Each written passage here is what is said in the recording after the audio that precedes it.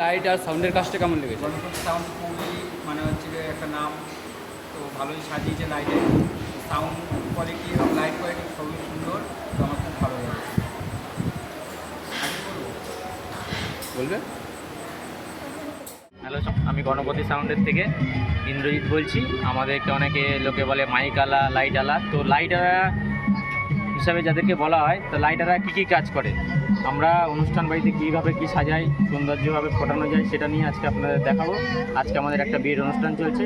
এই ভিডিওতে আপনারা দেখতে পাবেন লাইট দিয়ে কত সুন্দরভাবে সাজানো যায়। তো চলুন আজকের ভিডিওটা আমরা দেখতে থাকি।